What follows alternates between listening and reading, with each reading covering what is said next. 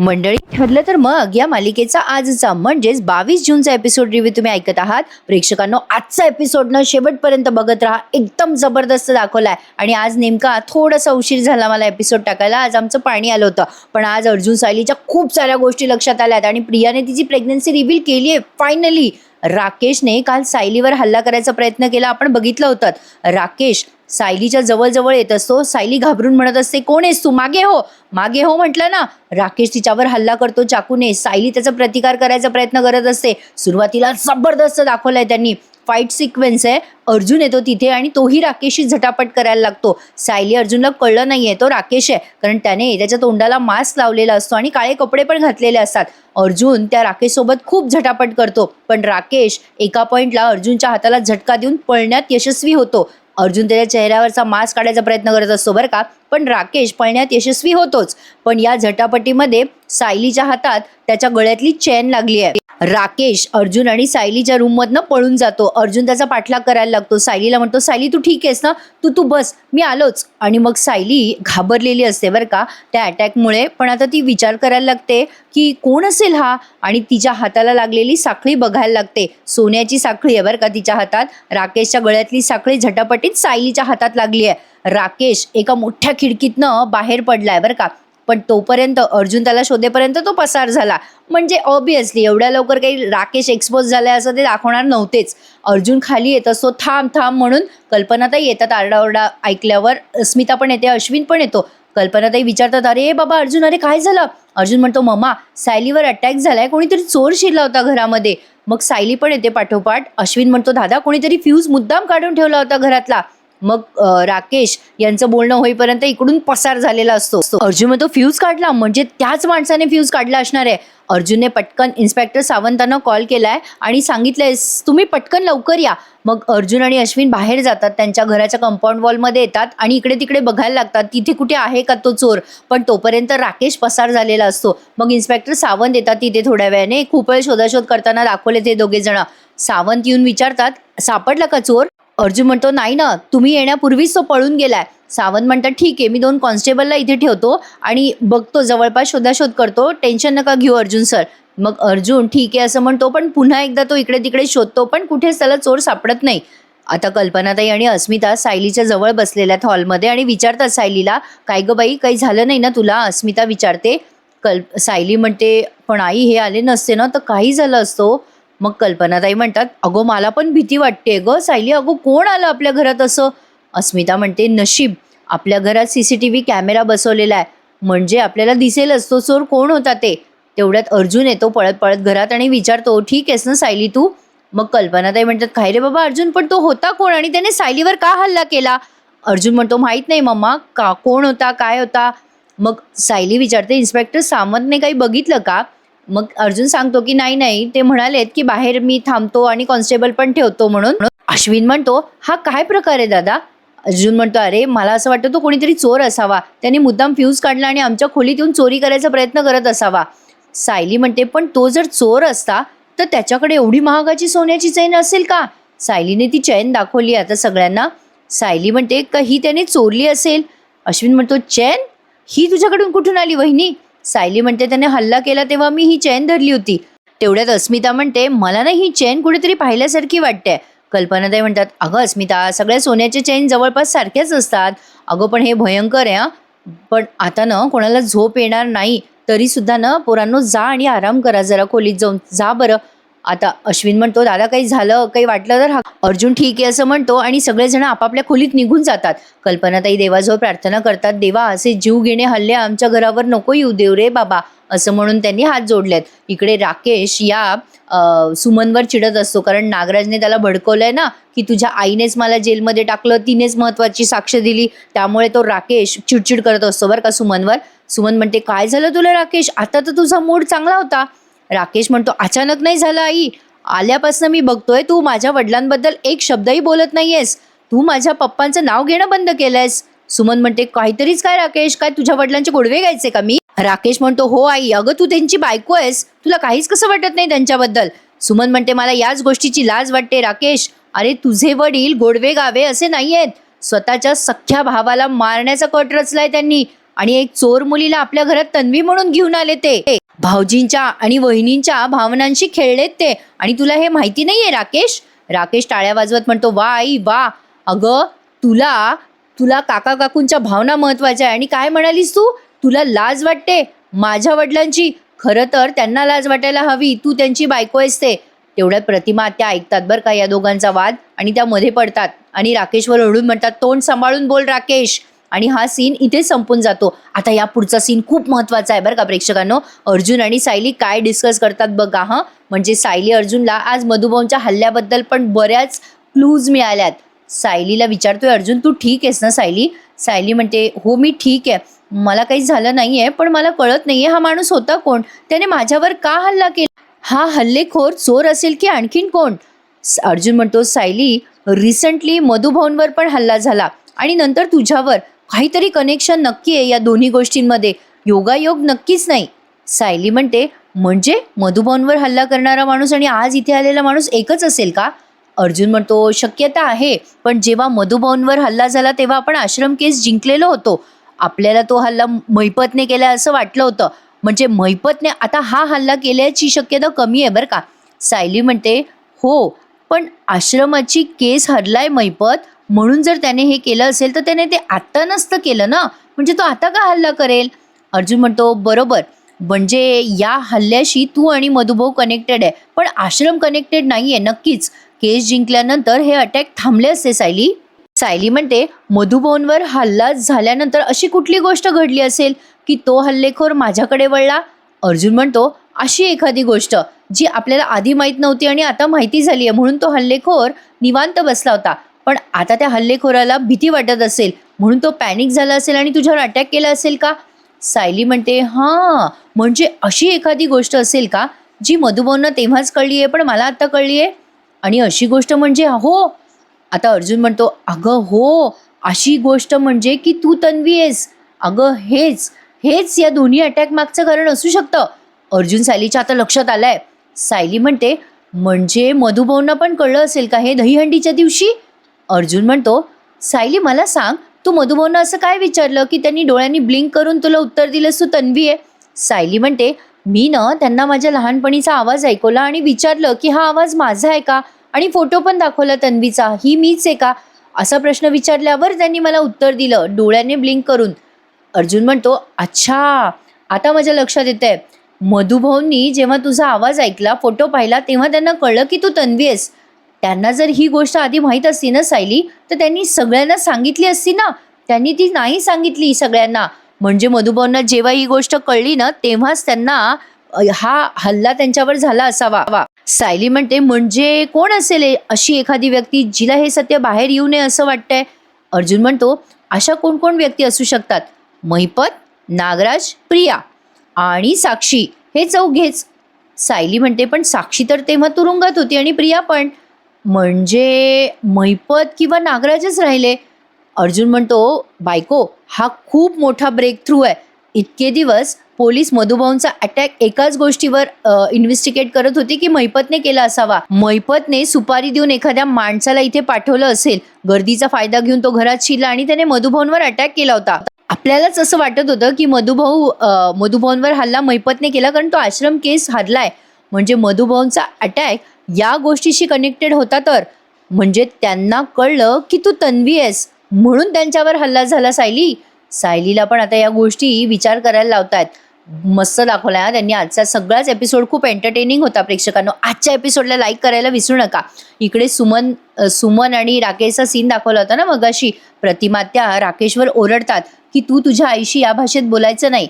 आता पुढे त्या म्हणतात, प्रतिमा त्याच्यावर चिडून म्हणतात, काय रे राकेश, तुझ्या आईला तू जाब विचारूच कसा शकतो? तुझ्या आईने तुझ्यावर हे संस्कार नक्कीच केलेले नसणार. अरे तुला जर तुझ्या वडिलांचा एवढा पुळका आहे तर जायचं असतं ना तू त्यांच्याकडे. राकेश मनात विचार करतो, माझी चिडचिड मला मनातच ठेवावी लागणार आहे, नाहीतर यांना माझ्याबद्दल शंका येऊ शकते. मग प्रतिमा त्या म्हणतात, राकेश आत्ताच्या आत्ता तुझ्या आईची माफी माग, तुझ्या आईची माफी माग. सुमन रडायला लागते बिचारी. तेव्हा लगेच राकेश म्हणतो, आई आय एम सो सॉरी, बाबांनी जे गुन्हे केले ना त्याचा त्रास होतोय ग मला सुद्धा, पण ठीक आहे, आय एम सॉरी, मला माफ कर. राकेश असं बोलतो आणि विषय लगेच बदलतो बरं का. सुमन पण म्हणते, ठीक आहे राकेश, हरकत नाही आहे. मग लगेच प्रतिमा त्या म्हणतात, राकेश आता यापुढे असं काही होणार नाही, लक्षात ठेव. तुझ्या आईने तुझ्या वडिलांकडनं काय काय त्रास सहन केलाय ना, याची जरा जाणीव असू दे. राकेश ठीक आहे असं म्हणतो प्रतिमा त्याला. पण ना प्रेक्षकांनो, राकेशचा राग वगैरे असं म्हणजे मनाला असं पटत नाहीये. त्याचा वडील गुन्हेगार आहे आणि तो गुन्हेगाराची साथ देतोय वगैरे, जादा हो गया ये. असो काय आता नेमके मला पण शब्द सुचेनासे झालेत. पण राकेश सुमन आणि नागराजचा मुलगा शोभतो बरं का, हा नवीन आलेला राकेश. छान दाखवलाय त्यांनी आजचा एपिसोड. आता हा सीन तुर्तास त्यांनी एवढाच दाखवलाय. राकेश खोटं बोलतो, माफी मागायचं नाटक करतो. आता पुन्हा अर्जुन सायलीचा सीन दाखवलाय. सायली म्हणते, अहो तुमचं बोलणं पटतंय मला, पण तुमच्या एक गोष्ट लक्षात येते का, दहीहंडीच्या दिवशी नागराज पण आला होता घरात. त्याचं खरं रूप आपल्याला माहितीच नव्हतं त्यावेळेला, म्हणजे आपल्याला त्याच्यावर शंका येणं शक्यच नव्हतं ना. अर्जुन म्हणतो, म्हणजे मधुबनवर अटॅक करण्यासाठी मैपतने कोणाला पाठवलं नव्हतं, तो अटॅक नागराजनेच केला असावा स्वतः. सायली म्हणते, बापरे हे सगळं भयंकर आहे आणि आता यांना माझा जीव घ्यायचा आहे. प्रेक्षकांनो, हे सगळं यांना जरा पटापट लक्षात येते असं नाही वाटत आहे. असो. सायली म्हणते, पण काय हो, तो मैपत चांगल्या मार्गाला लागलाय म्हणे, नागराज तर जेलमध्ये, मग हा हल्ला कोणी केला असेल. अर्जुन म्हणतो, काय ग कमॉन सायली, तुला वाटतं मैपत बदलला असेल. अगं नागराज तो जेलमध्ये असला ना तरी सुद्धा कोणालाही सुपारी देऊन तुझ्यावर हल्ला करू शकतो. आणि हे सगळं मी उद्या इन्स्पेक्टर सावंतांना सांगणार आहे. आणि सगळ्यात आधी तर जेलमध्ये जाऊन त्या नागराजला भेटतो आणि त्याला या सगळ्या गोष्टीचा जाब विचारतो. त्याला तर जाब विचारायलाच हवा. अर्जुन आता पहाटे पहाटे त्या जेलमध्ये गेलाय नागराजला विचारायला बरं का प्रेक्षकांनो. पण आता इथे ना जरा लपवाछपवी झाली आहे. अर्जुनने नागराजला कळू दिलं नाहीये की त्यांना समजलंय सायली खरी तन्वी आहे. ही गोष्ट फक्त अर्जुन आणि सायलीमध्येच आहे. आणि तिसरं म्हणजे राकेश, त्याला माहितीये की अर्जुनला कळलंय की सायली खरी तन्वी आहे. अर्थातच आता ही गोष्ट नागराजपर्यंत पोहोचायला असा कितीसा वेळ लागणार आहे. अर्जुन आता पहाटे पहाटे जेलमध्ये जातोय आणि इकडे सायली पण अर्जुनने नाही सांगितलं तरी पण त्याचं ऐकत नाही आणि प्रियाला भेटायला म्हणून जेलमध्ये निघालेली असते. सकाळीच ती आवरते, तिचा फोन घेते, पर्स घेते आणि विचार करते, नागराजला हे भेटायला गेलेत तोवर मी प्रियाला भेटून येते, नाहीतर हे मला प्रियाला भेटूच देणार नाही. सायली आता निघणार तेवढ्यात मोठ्याने तिला आवाज येतो कल्पनाताईंचा, सायली, अश्विन, अस्मिता खाली या लवकर. आता सायली पटकन पळत नाही पण ती गडबडीने खाली येते आणि म्हणते, काय झालं आई, अहो का ओरडलात. अश्विन पण म्हणतो, काय झालं मम्मा, का ओरडतेस. आणि समोर बघतात तर काय, प्रिया आलेली असते. तिच्यासोबत एक कॉन्स्टेबल पण आहे आणि तिची वकील पण आहे. प्रियाला बघून सगळेच आश्चर्यचकित झालेत आणि अश्विन सुद्धा. अश्विनला मनोमन तेव्हाच कळलंय बरं का. सायली विचार करते, बापरे ही प्रिया इथे, ही जेलमधून बाहेर कशी काय आली. मला हिला भेटायचं होतं म्हणून जज साहेबांकडनं यांनी परवानगी घेतली का हिला इथे आणण्यासाठी. सायलीच्या मनात असे विविध प्रश्न. इकडे अर्जुन पोहोचलाय नागराजकडे. या सीनमध्ये आपण बघतोय अर्जुन आता त्या नागराजची कॉलर धरतो बरं का आणि त्याला जाब विचारायला लागतो, तू जेलमध्ये असलास ना तरी सुद्धा सगळ्यात मोठ्या गुन्ह्याची शिक्षा तुला अजून मिळाली नाहीये नागराज. नागराज म्हणतो, ए चल रे अर्जुन, कसला गुन्हा, काय गुन्हा, मी न केलेल्या गुन्ह्यासाठी तुम्हाला आधीच इथे डांबून ठेवलंयस. अर्जुन म्हणतो, अरे त्या दिवशी मधुबनवर अटॅक तूच केलास ना, मधुभाऊ तुझ्यामुळे आज पॅरालाइज झालेत. तू पुन्हा मधुबनवर अटॅक करण्यासाठी माणूस पाठवलास आणि काल रात्री तू सायलीवर पण अटॅक करवलास. तुझी हिंमत कशी झाली नागराज. नागराज अर्जुनला म्हणतो, ए चल रे, काही काय बोलतोयस, मी कशाला मधुबनवर हल्ला करू आणि त्यांना मारून मला काय मिळणार आहे. ए अर्जुन, मी त्यांच्या बाबतीत असं काही केलेलं नाहीये आणि आता शक्यच नाहीये. मी जेलमध्ये आहे रे बाबा, जेलमध्ये बसून सुपारी देण्या इतका मोठा गुंड नाहीये मी. आणि तसंही सायलीला मारून मला काय मिळणार आहे अर्जुन. अर्जुन म्हणतो, अरे नागराज, तू हे सगळं का करतोयस ना, हे आम्हाला चांगलंच कळलंय. अर्जुन आता मनात विचार करतो, याला चांगलंच कळलं असेल का की सायली ही खरी तन्वी आहे हे मला कळलंय. म्हणजे याला जर कळलं तर हा पुन्हा सायलीवर अटॅक करवेल. त्यापेक्षा याला कळता कामा नये की मला समजलंय सायली खरी तन्वी येते. अर्जुन हे मनातल्या मनात बोलत असतो. आणि पुन्हा तिकडे प्रिया आणि या कल्पनाताईंचा सीन दाखवलाय. मस्त दाखवला प्रेक्षकांनो सीन. प्रियाची धडपड बघा ना. काय वाटतं बरं प्रेक्षकांनो तुम्हाला, प्रियाने ही जी काही स्पेशल परमिशन वगैरे मिळवली आहे ना, हे सगळं तिच्या नक्की उपयोगास पडेल का, म्हणजे कल्पना विरघळेल का तिच्या या प्रेग्नन्सीमुळे. आज तर त्यांनी तसं काही दाखवलेलं नाहीये, पण सायलीने पण सेन्सिबल निर्णय घेतलाय, तिला घरातून हाकलून दिलाय. पण बघूयात काय काय घडतंय. मालिकेत बऱ्याच घडामोडी घडतायत बरं का प्रेक्षकांनो. आणि असं कुठेतरी फील होतंय की सगळं काही रिव्हील करण्याच्या मार्गावर आहेत हे. तुम्हाला काय वाटतं, खरंच संपेल का आपली मालिका लवकर. मला नक्की सांगा कमेंटमध्ये. आता बघा या सीनमध्ये कल्पनाताई म्हणतात, तू इथे का आली आहेस, कशाला आली आहेस तू इथे. प्रिया म्हणत असते, अगं आई मी. सायली म्हणते, ए प्रिया, तुझ्यामुळे इथे जर कोणाला मनस्ताप झाला ना तर मी खपवून घेणार नाही बरं का. प्रिया आता समोर येते बरं का कल्पनाताईंच्या आणि म्हणते, अगं आई मी इथे तुला सांगायला आले की. कल्पनाताई म्हणतात, तिथेच थांब, चालती हो आमच्या घरातनं. आता अस्मिता म्हणते, तुझं तोंडही आम्हाला बघायचं नाहीये, माहिती आहे ना तुला. अश्विन रागाने बघत असतो प्रियाकडे. कल्पनाताई म्हणतात, तुझी जेलमधनं सुटका झालीच कशी. प्रिया म्हणते, नाही ग आई, अगं मी जेलमधनं सुटून आले नाहीये. मी इथे फक्त 5 मिनिटासाठी तुम्हाला भेटायला आली आहे.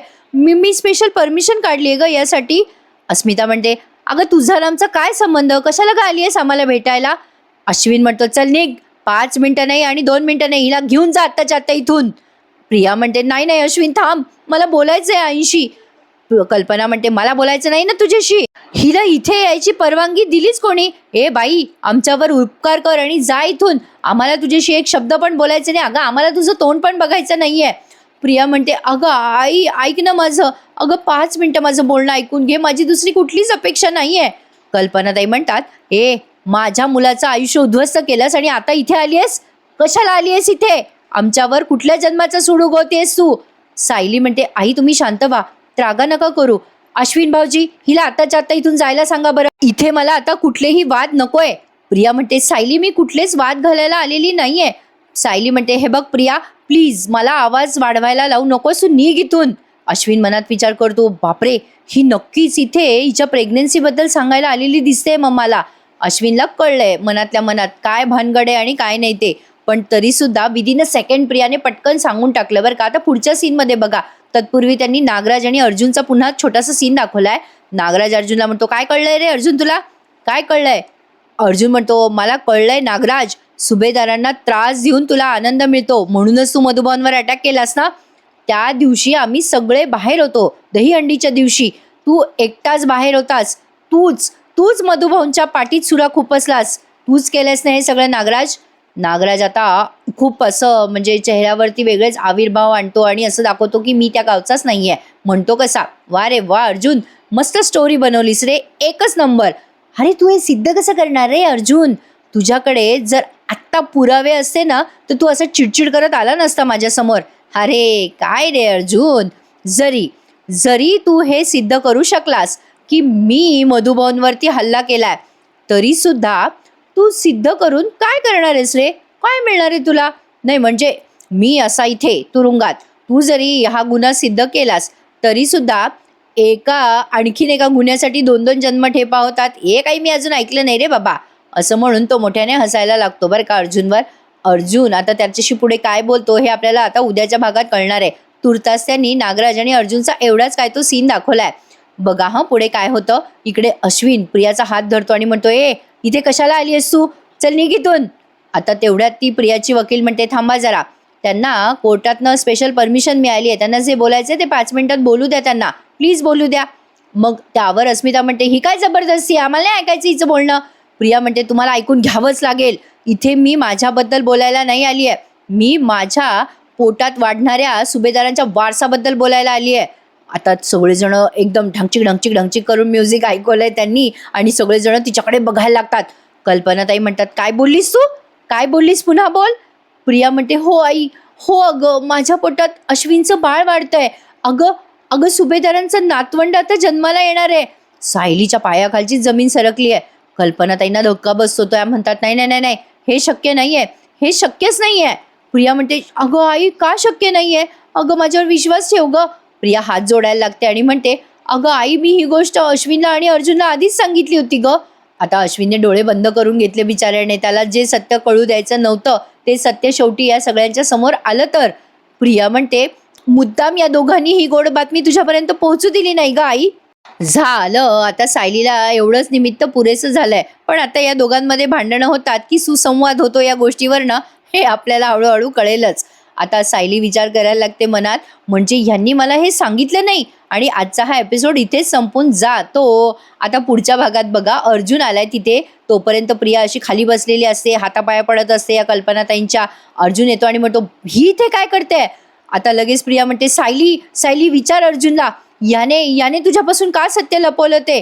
प्रिया भांडणं लावायचा प्रयत्न करते बरं का, पण सायलीने इथे जरा समंजसपणा दाखवलाच. सायली म्हणते, ए चल निघ, तू सांगतेस म्हणून मी कशाला विचारू ग.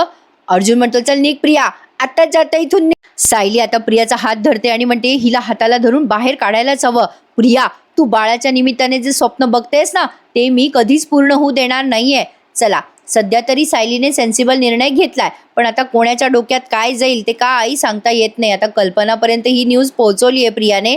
प्रियाचा हा जो प्लॅन आहे तो सक्सेसफुल झाला की फ्लॉप झाला हे येणाऱ्या भागांमध्ये आपल्याला कळेलच. बऱ्याच गोष्टी रिव्हील होणारे प्रेक्षकांनो. कुठेतरी असं वाटतंय बरं का, मालिका आता निरोप घेते की काय म्हणून. बघूयात, कळेलच हळूहळू आपल्याला. आजचा हा एपिसोड असा होता मंडळी. तुम्हाला हा आजचा एपिसोड कसा वाटला आम्हाला कमेंटमध्ये नक्की कळवा. आणि कालचा संडे तुमचा कसा गेला. सॉरी प्रेक्षकांनो, आज जरा मला एपिसोड थोडासा उशीर झाला टाकायला, 10-15 मिनटं. आज आमचं पाणी आलं होतं म्हणून. आमचं पाणी एक तर आधीच 8 दिवसाआड येतं. असो, तर आजचा हा एपिसोड असा होता. कसा वाटला कमेंटमध्ये नक्की कळवा. उद्या पुन्हा भेटूयात. ठरलं तर मग या मालिकेच्या नवीन आणि इंटरेस्टिंग अशा एपिसोड. मंडळी, आपल्या चॅनलला लाईक, शेअर आणि सबस्क्राईब करायला विसरू नका. आज सगळे एपिसोड आलेत, नक्की देते. भेटूयात उद्या पुन्हा एकदा. तोपर्यंत काळजी घ्या स्वतःची. धन्यवाद.